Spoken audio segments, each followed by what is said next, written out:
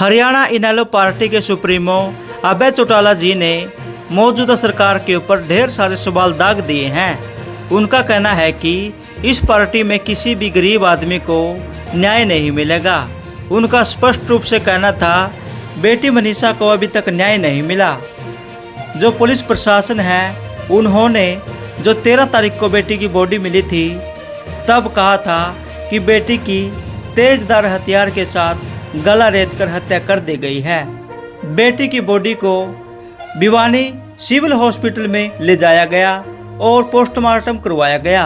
डॉक्टरों ने भी यही बोला था कि बेटी का तेजधार हथियार से गला रेत दिया गया है, इसी वजह से बेटी की हत्या हुई है।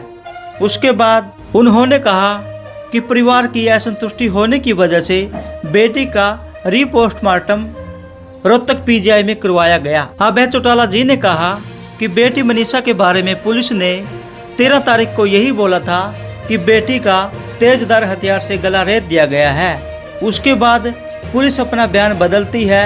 वो कहती है कि हमने मनीषा बेटी के पास 13 तारीख को एक सुसाइड नोट मिला था। परिवार वालों ने भी इस बात को लेकर असंतुष्टि जताई थी।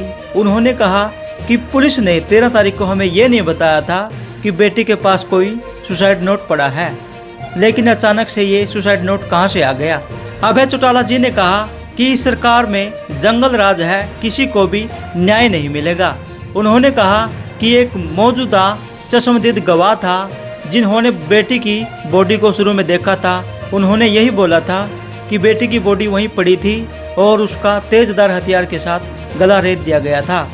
उनकी जो गर्दन थी वो बिल्कुल कम ही मात्रा में बची हुई थी।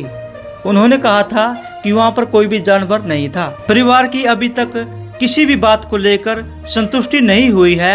उन्होंने साफ तौर पर बोला था कि हम बेटी का दाह संस्कार तब करेंगे जब हमारी बेटी का एम्स हॉस्पिटल में दोबारा से पोस्टमार्टम होगा और हमारी बेटी का जो मामला है वो सीबीआई को सौंप दिया जाए। सरकार ने उनकी दोनों बात मानी।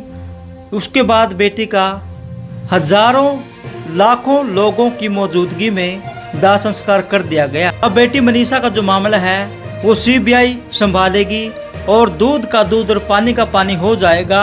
सभी को पता चल जाएगा कौन निर्दोष है और कौन दोषी। बेटी ने आत्महत्या की है या किसी ने उनका मर्डर कर दिया। विधानसभा में हरियाणा के पूर्व मुख्यमंत्री चौधरी भूपेंद्र हुड्डा ने मौजूदा सरकार के ऊपर सवाल किए। उन्होंने कहा बेटी मनीषा को अभी तक न्याय नहीं मिला है, इस सरकार में किसी को भी न्याय नहीं मिलेगा।